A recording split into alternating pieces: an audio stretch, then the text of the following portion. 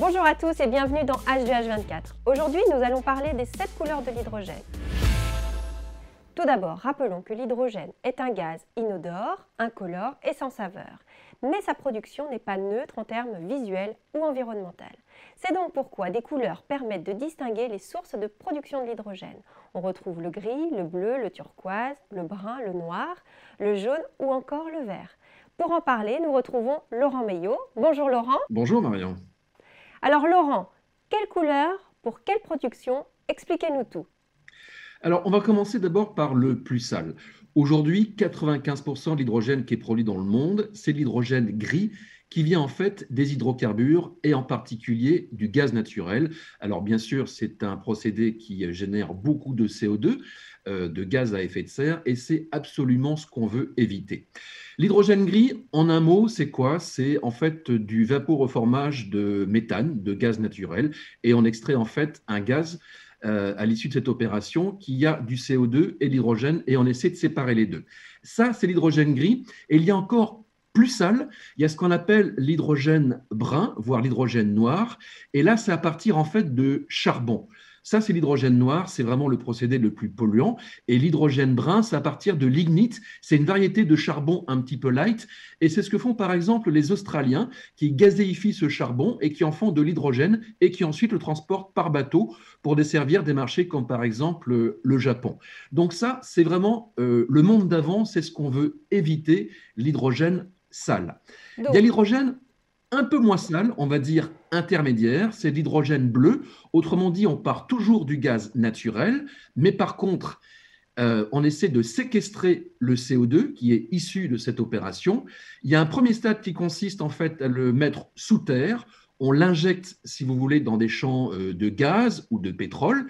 Alors, on n'a pas de CO2 dans l'atmosphère, mais on a quand même du CO2 qui est injecté sous terre. C'est ce qu'on appelle l'hydrogène bleu. C'est un moindre mal.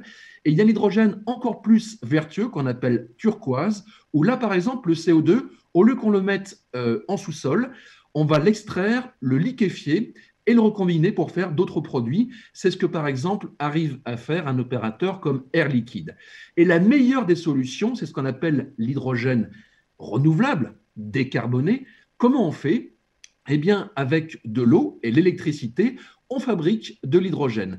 Si cette électricité vient d'électricité d'origine nucléaire, dans ce cas-là, on parle d'hydrogène jaune, c'est en tout cas le terme qu'utilisent les Allemands. Si par contre l'électricité est d'origine totalement renouvelable, issue notamment de l'éolien et du solaire, dans ce cas-là, c'est ce qu'on appelle de l'hydrogène vert. C'est le mode le plus vertueux et c'est l'objectif vers lequel on doit tous tendre et c'est en tout cas ce que souhaitent plusieurs pays dont la France et surtout notamment l'Union européenne. une question que l'on peut se poser aussi, la méthanisation, qui consiste à produire un gaz vert ou un biogaz à partir de déchets organiques, fait-elle partie d'une énergie renouvelable permettant de produire de l'hydrogène vert? Absolument. Quand on parle de gaz naturel, on a tendance à penser à tout ce qui est énergie fossile, mais il y a des façons naturelles également de faire du gaz, et c'est par la fermentation eh bien, des déchets ménagers ou des déchets d'ailleurs agricoles. Et si on prend l'exemple des déchets ménagers, c'est typiquement cette forme d'énergie renouvelable qui sera appliquée pour le projet DMSE à Dijon, justement, pour alimenter des bennes à ordures. C'est un mode tout à fait vertueux, renouvelable, et donc ça fait partie des solutions pour justement produire l'hydrogène de façon plus responsable et avec un meilleur impact environnemental. Donc d'après vos explications Laurent, pour que la planète se porte mieux, on bannit l'hydrogène gris, l'hydrogène noir et le brun. On va privilégier la production d'hydrogène vert décarboné, le produire localement. Et si une combinaison doit être faite pour venir en renfort de cet hydrogène vert, il sera préférable d'opter pour l'hydrogène bleu et ainsi capter le dioxyde de carbone. Alors, en fait, idéalement, bien sûr, il faudrait qu'on fasse que de l'hydrogène vert. Alors, on a bien compris qu'avec les énergies renouvelables, que sont le soleil et le vent, on peut y arriver. On n'aura peut-être pas assez de matières premières pour le faire. Alors, il y a bien sûr la biomasse. On parlait de la fermentation des gaz d'origine animale, dans les fermes par exemple, ou bien les déchets ménagers pour les centres de retraitement des ordures.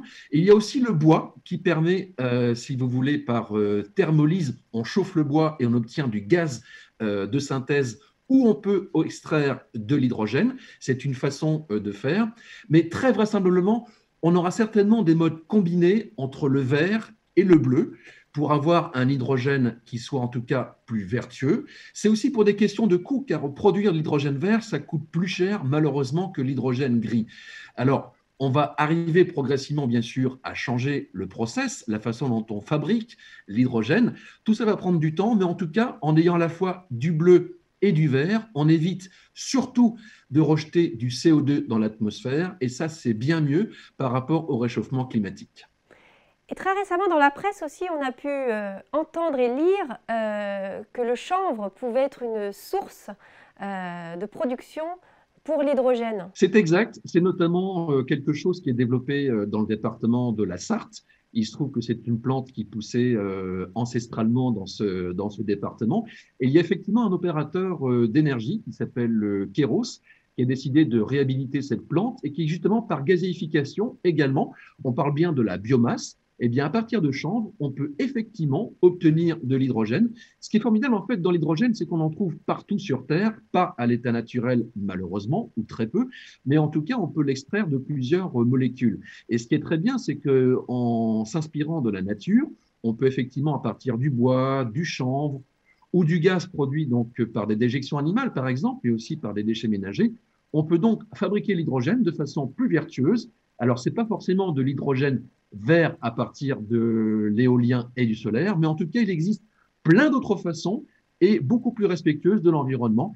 Et c'est l'objectif, encore une fois, vers lequel il faut tendre. Merci Laurent pour cet éclairage tout en couleurs. Merci Marion, à bientôt. Et suite à toutes ces explications, à nous de privilégier l'hydrogène vert et on se retrouve bientôt pour une prochaine émission H2H24.